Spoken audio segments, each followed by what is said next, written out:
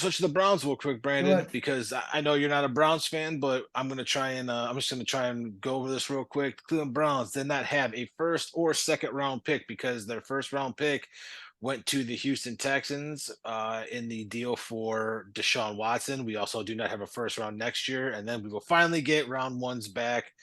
We traded our second round pick for Elijah Moore, I thought that was a great trade as well. We did have two picks in the third round. With pick 74 in the third, the Browns took Cedric Tillman, which was one pick after Jalen Hyatt was taken. Tillman Yes, is was the it's set was the wide receiver two for Tennessee.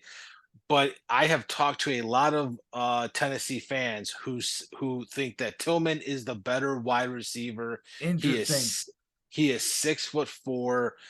He was injured last season, and that is um Hyatt Sort you of know took off.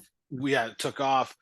But Tillman had, I believe, 2 or 3 seasons of over 1,000 yards receiving. He's 6'4", huge catch radius. He ran a 4.5, but he has run in the 4.4s. Obviously, the injury hurt his stock after Jay, and Jalen Hyatt had a great year, so that pushed him up, but just by one. Literally, when Jalen Hyatt and then the Browns took Tillman, I gave that grade an A+ because if he turns out to be what he was in college, we do not have to give Donovan Peoples Jones $9 to $10 million a year next season. He could take that over. I love the pick. I liked the player. He was hurt.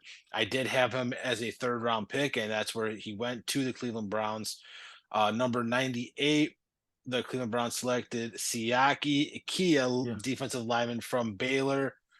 Um, 6'3", 335 pounds, big Brandon. boy. The Cleveland Browns need to stop the run, and this is a They run finally did. stopper. He is not going to put pressure on the cornerback. He is going to be a one or two down lineman. That is But such a Jim Schwartz pick too. By the way, like that. yeah, That is a yeah, perfect he pick for Jim Schwartz. but it is, and this is the thing, is we got really good coaches now who are going to be able to work with these guys. But this is not a guy who's going to put pressure on the quarterback. He's a guy that you need two players to double team to move him out of the way, which Certainly. is going to open it up for us to finally stop the run and not get destroyed. Um, and I gave that a B- with the potential of an A+, depending on how much he progresses. He is a work in progress. A lot of the Browns picks are works in progress. Round four, the Cleveland Browns selected Big Thanos, Yes. DeJuan Jones, offensive tackle from Ohio State, 6'8", 374 pounds. The guy is an absolute monster. He could play right tackle. He can move to left tackle.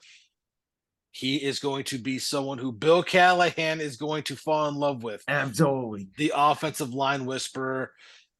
This is a guy who I think not this year, potentially next year or the year after, could maybe replace Jedrick Jedrick Wills. Wills. I think next year he Eh, either they move Conklin to left tackle and he slides into right, or he's your left tackle next year. Yeah, and I think amazing value at round four. Also around four at number 126, the Browns took Isaiah McGuire, the edge rusher from Missouri. Thought it was a great pick. He's got an extremely quick first step.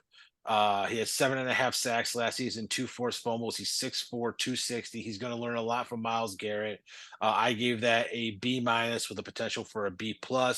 I think that I don't know how high his ceiling is going to be.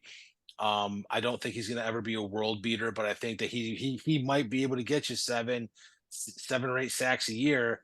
And that would be phenomenal if a fourth round pick gets you that. Round five, we took Dorian Thompson-Robinson with the 140th pick, the quarterback out of UCLA. Hey, adding depth to the QB room. He had a really good season at UCLA. I gave that an A- because you got good young, a really good young quarterback that you can have learn behind Deshaun Watson, and if Watson returns to form, maybe it's a guy that you might trade at some point. Yeah. Um, Again in the fifth round at 142, we took Cameron Mitchell, defensive back out of Northwestern. Just a big, strong cornerback, 6 foot, 200 pounds. He needs a lot of work, but he is big and strong. He jams people at the line. He needs to work on his recovery speed and not letting people get behind him. I gave that one a C plus. I don't know how good he's going to be. The one position the Browns seem to be okay at is at corner. Corner, So yeah. um, I'm not too worried there. And with the last pick, the Browns at in round 6 at 190 to Luke Whippler, The the center. center Yep. from Ohio State, the Ohio State University. Um, he fell. A lot of people thought he should have stayed one more year at Ohio State. But he was the number 4 center on in the draft. Fell to 190. The Browns, they love their centers. They love developing them. There's my one. And another guy that Bill Callahan's gonna love molding. So for me, the Browns did a hell of a job with what they had. Oh, and they also traded their 7th round pick this year for a 6th round pick next year. So hey, Yeah. might as well if you can move up one round, why not? I thought that was a good move too. I didn't put a grade on it, but I got I think I got Tillman as a B plus to an A plus.